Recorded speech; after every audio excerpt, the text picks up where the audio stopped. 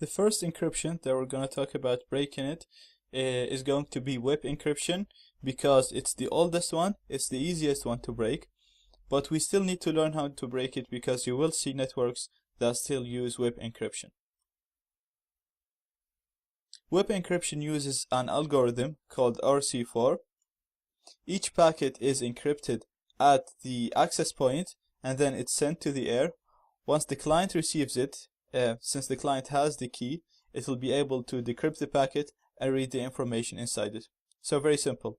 The IP encrypts the packet, send it, client receive it, the client has the key, so the client decrypts it. Same way when the client sends the packet, it encrypt it, and then send it in the air. The access point receive it, the access point has the key, so it will decrypt the packet. So each packet that is sent into the air has a unique key stream. WIP ensures that the key stream is unique by using a 24-bit initialization vector. So the initialization vector is a random number. It's sent into each packet and it's sent into plain text. So this part, it's not encrypted. If you read the packet, you'll be able to read it in plain text.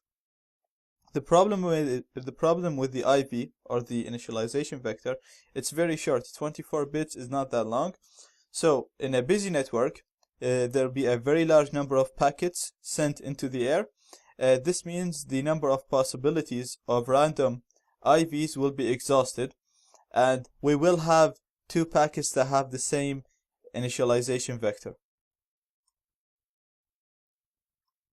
So the initialization vector is a 24-bit random key. It's sent into the air in each packet, and it's sent into plain text as a plain text. In a busy network, we're going to have a very large number of packets.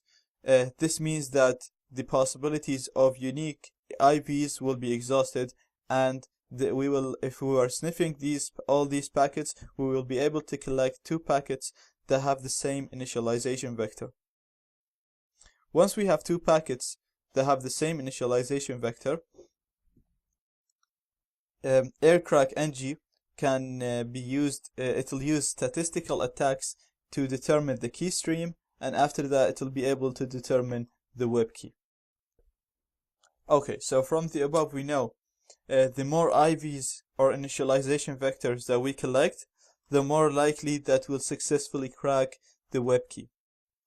So our main goal now, when we try to crack WIP, is to collect as much IVs as we can, because once we have a large number of IVs and we're gonna have two packets that use the same IV, then AirCrackNG is more likely to be able to determine the key stream and the WIP key for the target network.